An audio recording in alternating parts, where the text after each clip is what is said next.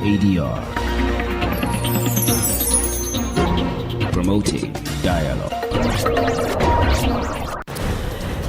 It's midday in Dakar, 1 o'clock in Porto Novo. Good afternoon, and many thanks for staying tuned to West Africa Democracy Radio, broadcasting on 94.9 FM and around the world. We are live on WADR.org. Welcome to Newslink. Here are the top stories.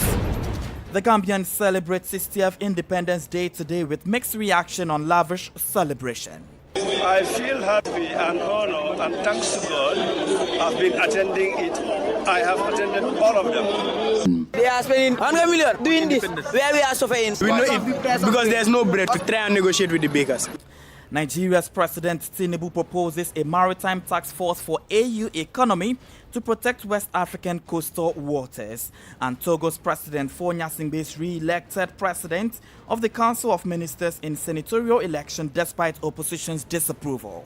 Ces élections reposent sur These elections are based on software that guarantees victory for the ruling party. This scenario has been in place since May 2024. Guinean government accused of early campaign as it commences second phase of immersion. And Ghana's President Mahama pledges prudent fiscal measures to reset economy. Please stay tuned for details of these stories and more. West Africa Democracy Radio. It's you speaking.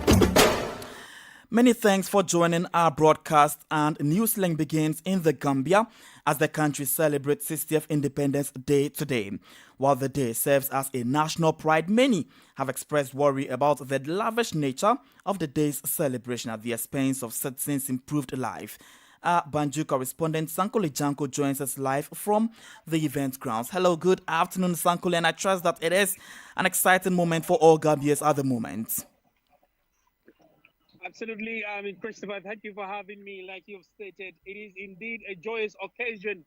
Here in Banjul, I'm currently at the Makati Square, where the Diamond Jubilee is currently, on the way, it's taking place. As I'm speaking to you, there is a parade ongoing among various security, security sector. The 60th anniversary of the Gambia's independence is indeed a celebration of spectacle filled with vibrant displays of national pride and unity. The event is actually in Banjul here with beautiful colors of the Gambian national flag, of course, the blue, red, green. The air is really, really charged with excitement as the nation comes together to commemorate 6 decades of freedom and progress. Of course, also among the distinguished guests are the President of Senegal, President Diomaye Faye, who is seated, as well as Omar Sissoko Embalo of Guinea-Bissau. Of course, at this stage, representing the ties between nations. Of course, their president, some will say, highlighted the significance of regional solidarity in West Africa. It's a beautiful, event currently in Banjul. Right. Is there a central theme that this particular 60th Independence Day celebration brings to the Gambians? And of course, that is the central arena of discussions. Yes, at the moment, we are still waiting for President Barrow to deliver his speech. But of course, Gambians are keenly waiting to hear what he has to offer in terms of the message. Of course, so many people recognize that 60 years of independence is indeed an achievement, bearing in mind that so many people thought the Gambia couldn't do it when they, gained independent, when the country gained independent in, 18 February 1965. The population was less than, 200,000 population. So 60 years down the line, so many people feel, okay, well, it's something to be proud of, it's something to achieve. But for so many people, that is not the issue. The issue is they want to hear what their Gambian leader have to say, issues that are of concern to them, economic hardship. We are talking about living of standards, healthcare, unemployment among youth. These are some of the things Gambians are really looking forward to hearing their president deliver during his presidential, independence speech. Right. Sankole, at the back of all of these, the population are actually worried about the fact that the day's celebration has actually incurred a lot of national cost to the nation at the expense of citizens' improved life. What is the reaction to other population who are not present at the event grounds? Are they enthused about it, or they rather expressing disappointment and displeasure at the lavish nature of over $2 million used in this particular celebration? Absolutely. I mean, I had a WDR spoke to so many Gambians in the streets of Banjul and its surroundings regarding what you've just mentioned, of course, 150 million Gambian dollars, or its equivalent of $2 million. For so many people, this is really, really unnecessary. Now, we are talking about a country whose biggest, hospital lacks basic CT scan, MRI machines, maternity bed is not functioning, and that's the situation for so many government hospitals in the Gambia. We're talking about a country wherein the Spanish government had a deal with the Gambia to have some Gambians going to, Spain. They need just 50 people for a pilot project, but you have thousands of people running to get a slight opportunity for this. It shows how desperate Gambians are. I mean, in terms of the need to change their lives, they want, for so many people, independence is all about, financial independence. We are able to pay your bills, you are able to take care of your children, you are able to provide, 3 daily meals for your people. For so many Gambians, there was no need to spend so much money on just, few hours of celebration when you have more pressing issues. The price for bread, for example, is on the increase. Surely, few days from now, it is believed that it will be on the increase. So many things. Gambians want, better fertilizer for farmers, for instance. They want better health care. They want employment for you. So for so many Gambians, there is no need to spend so much money on just few hours, even though it's 60 years of independent freedom. Right. Sankole Janko, I'll leave you here so that you continue monitoring developments on the grounds for us at the moment. So this is WADR, and of course it is Newslink, and we're bringing you reactions and live happenings on Gambia's 60th Independence Day celebration. Well, at the back of that, some Gambians who attended the day celebration has been speaking with WADRs, so we can take a look, listen at their reactions. Oh, for the Diamond Jubilee, we feel happy to celebrate it today because celebrating 60 years of independence, it is not 60 days and it's not also 60 months, but 60 years, which means it is a Diamond Jubilee. How do you feel overall about it? Because being in your own, it means that you have the right to decide for yourself all the things you think it is the right and it is the possible things that you can do. I feel happy and honored, and thanks to God, I've been attending it. I have attended all of them. All the independence? Yes.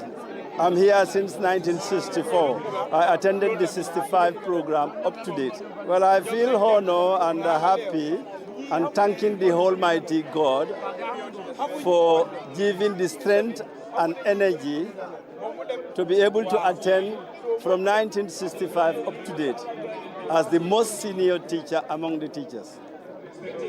As a Gambian who attended 1965, how far do you think the Gambia has come as a country? Well, every country have got a trial and error. We are trying. I hope we will try. I go by the name Aliou El Sedi, popularly known as Sajat Al Dineo. How do you feel about independence today? Oh, it's a pleasure to be here, and I'm so grateful to be and thankful to be here today. It's a happy day and happy Independence Day. How does it mean to you as a Gambian? As a Gambian, it's 68. So that's the Diamond Jubilee celebrations since nationhood from Great Britain in 1965. Yeah, and this tell a lot, it tell a lot. I cannot talk about all, but, I'll just mention few, it really make me to be proud Gambians, to be here, this is our day, it's a day of all Gambians, so it's our duty and our responsibility to be here today. So I'm so grateful, and then, being here with many schools, many students, different students, coming from different schools, it's a great place, honestly, yeah. Happiness, courageous, and many things. We feel happiness to witness this many more years. We feel gratitude. I feel happy. I feel happy being here It's so grateful. Yeah, we are very excited to be here today to celebrate this wonderful moment. And I hope we will celebrate more and more of this in the future in peace, progress, and prosperity.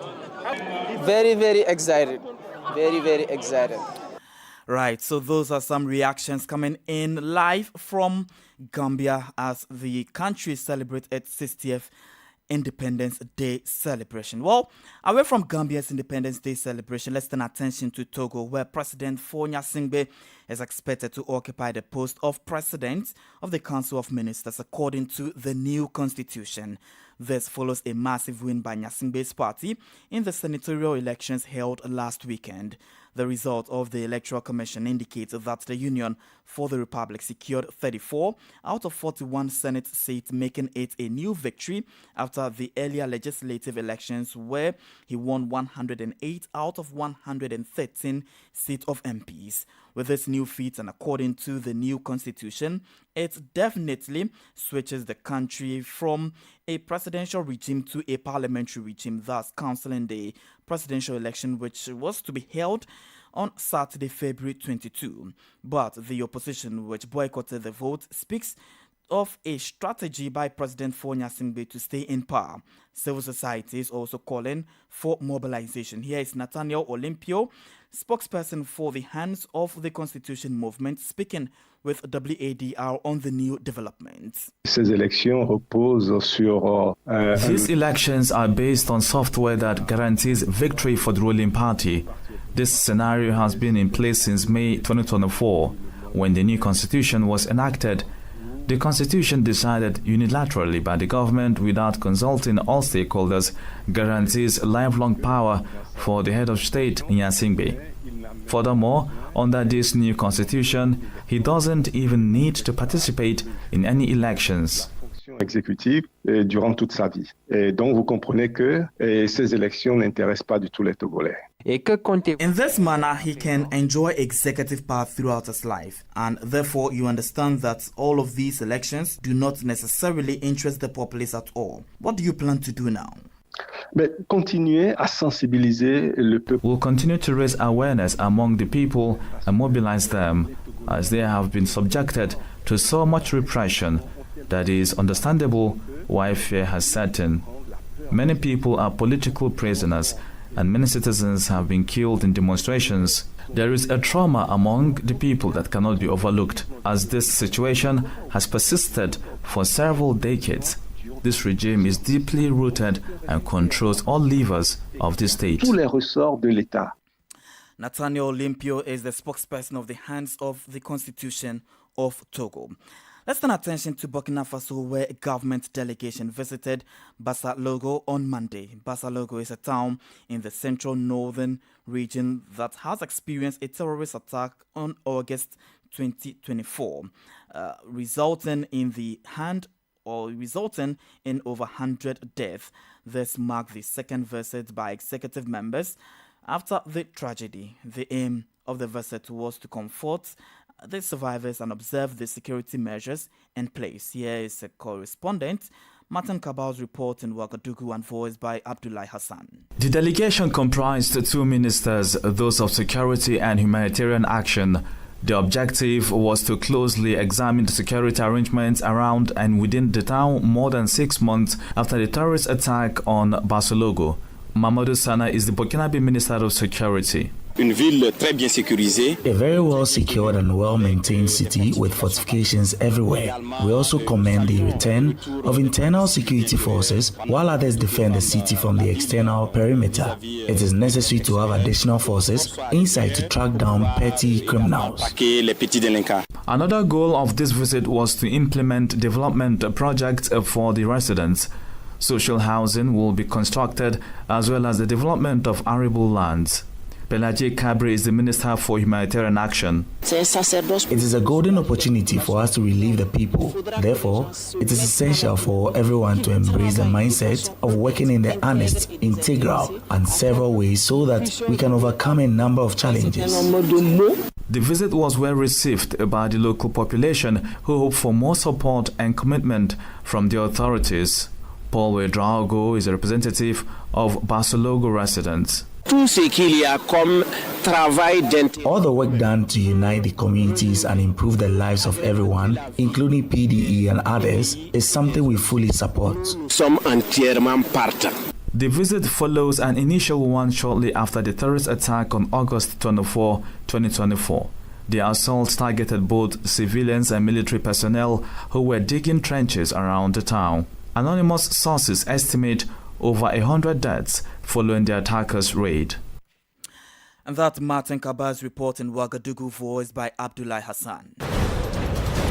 You're still listening to Newslink here on West Africa Democracy Radio, broadcasting on 94.9 FM Dakar, Senegal, and around the world we are live on wadr.org. If you're doing Facebook, we're also live on Facebook, WADR English service, as well as YouTube, WADR News. Here is a reminder of our top stories. The Gambians celebrate 60th Independence Day today with mixed reaction on lavish celebration.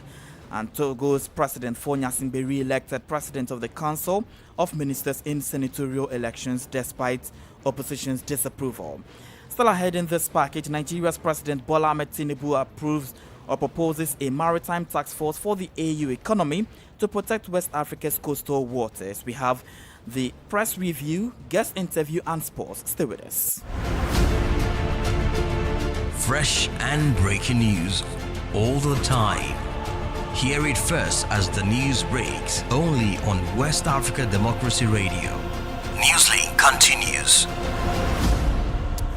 Let's turn our attention to Nigeria, where President Bola Ahmed Tinubu has proposed the establishment of a new security force to protect West African coastal waters with Lagos as its headquarters. The initiative was announced by Foreign Minister, Affairs Minister Yusuf Tuga during a just concluded 38th African Union Summit in Ethiopia, where leaders reviewed the Peace and Security Council report and roadmap on silencing guns in Africa. Usman Umar tells us more in this report. As part of its commitment to regional security, Nigeria during the summit also signed a major agreement with the AU, formalized by Defense Minister Wadr Abubakar and AU Commissioner Bankole Adeoye. Here is Nigeria's Minister of Defense, Wadr Abubakar. The takeaway for Nigeria is the signing of the Sea Lift. MOU was the AU. Nigeria pledge to support the AU was Sea Lift. That is moving soldiers, equipments, and others by sea when needed. This is in support of the African Standby Force operationalization. And this is indeed a very big step and really shows the strength of Nigeria and our capability to support Africa. These developments highlight Nigeria's growing role in strengthening maritime security and bolstering Africa's defense capabilities. For Newslink on West Africa Democracy Radio, Usman Umar reporting from Abuja. President John Dramani Mahama has asserted that the government's commitment of establishing or stabilizing Ghana's economy as a foundation for sustainable progress. Speaking at the African Business Forum 2025 in Addis Ababa, Ethiopia, the president said his government is committed to stabilizing the local currency, tackling inflation, and addressing other critical economic issues. According to Citizens figures of Ghana's GDP growth in the third quarter of 2024 of 7.2%, the highest quarterly growth in the last 5 years, is at variance with the reality. Listen to President John Dramani Mahama. So the first thing you do is to focus on stabilizing, and so that's what we're focused on, bringing interest rates down, bringing inflation down, stabilizing the currency, dealing with the debt overhang, and that's where our focus is for now. But at the same time, to analyze the factors that got Ghana into this place in the first place, and put in the steps that ensure that we don't end up here again. And so that would entail looking at the Fiscal Responsibility Act and strengthening it, looking at the Public Financial Management Act and strengthening it, so that tomorrow we don't have a situation where a minister goes onto the Eurobond market and borrows 11.5 billion over 5 years and puts most of it into consumption. Those are some of the things we need to look at. We need to look at our debt management departments and strengthen it so that it's able to provide information to the public on what our debt trajectory is and keep it being below a certain ceiling. We need to introduce an independent value for money office so that we're making sure that our projects are coming in at the right value and at the right cost. We cut out waste, reduce corruption. Those are all things that have to be dealt with. President of the Republic of Ghana, John Dramani Mahama. In Côte d'Ivoire, the government seminar on the National Development Plan NDP 2026 to 2030 commenced on Monday, February 17, 2025 in Abidjan. Eminent national figures and experts in the field of economics and finance are participating in the seminar, which is themed Côte d'Ivoire's trajectory towards becoming an upper middle income country by 2030. The meeting is presided over by the Ivorian Prime Minister, Robert Begri Mambe. Abinade in Abidjan has more in this report voiced by Imo Edet. The two-day seminar brings together high-profile personalities, experts and academia with dexterity in economics, finance and governance. According to Ivorian Prime Minister Robert Begri Mambe, the National Development Plan aims to elevate the average income per capita while significantly reducing poverty to below 20% by 2030. In essence, its goal is to establish Côte d'Ivoire as an upper-middle income country as originally envisioned. Speaking at the seminar, the head of the Ivorian government called for consideration of several key issues, such as aligning national development plans with various projects despite unpredictable shocks, and strengthening the capacity to implement policy changes that will elevate activities to match ambitions.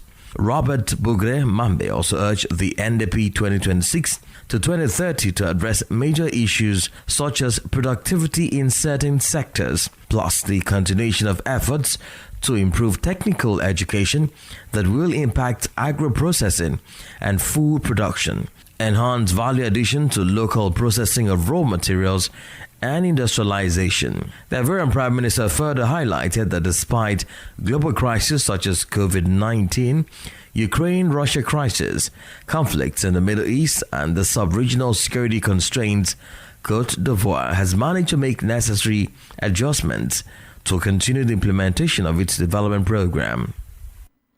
That's Abinade's report voiced by Imo Edet. This is the newspaper review. Stay abreast and find out what the top stories are in your country. This is the newspaper review. The newspaper review. Let's join Abraham Parker in Monrovia for the press review.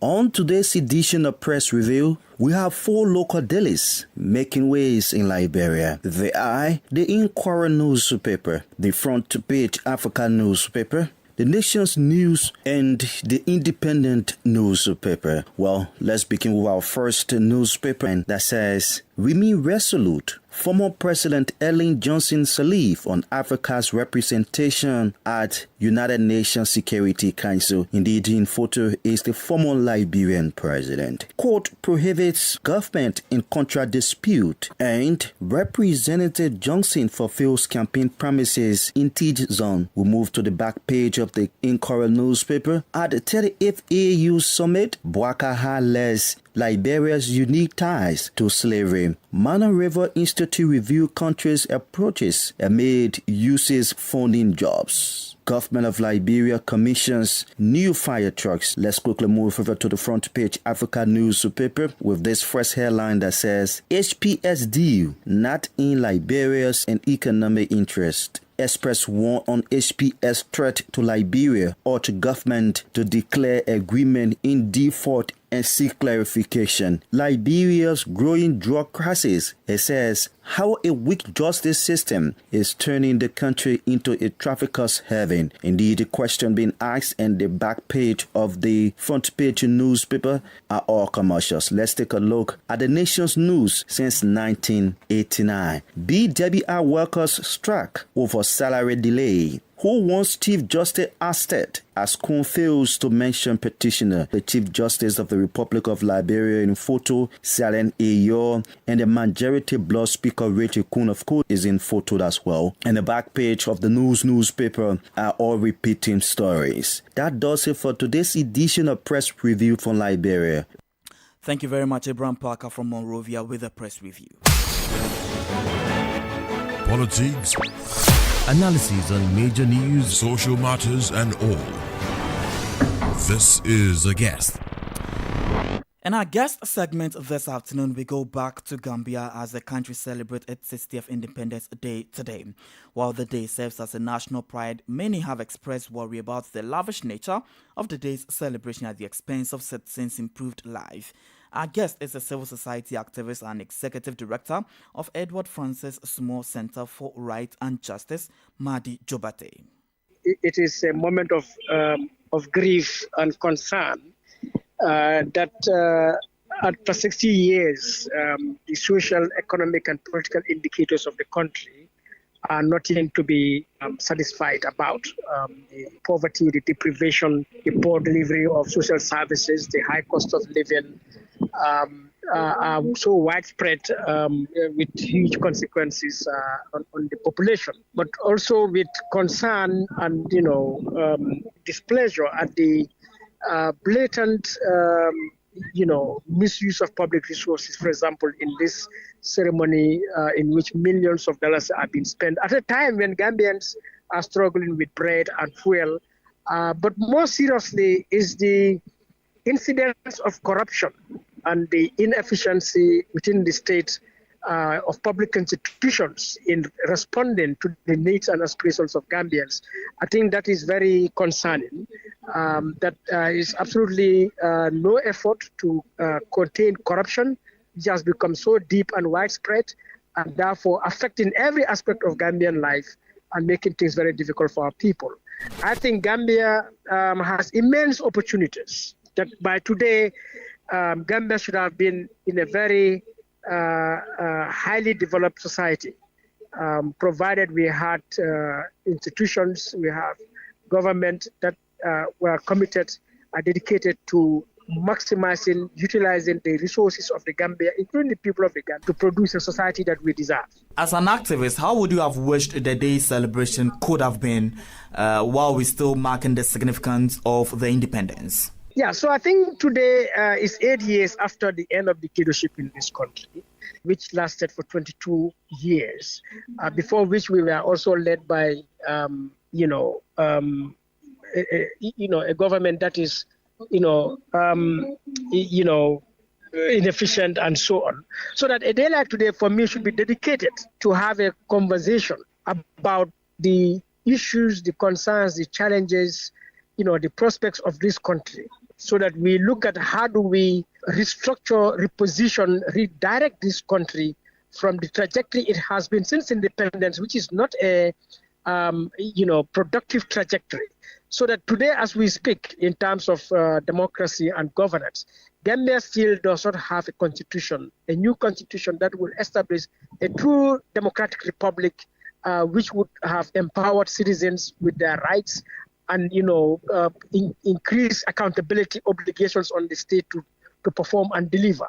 So I think this day should have been used as a moment of reflection, conversation, between us, so that, we are able to halt the misgovernance that is in this country, and create a new society, of democracy, of good governance and accountability and transparency.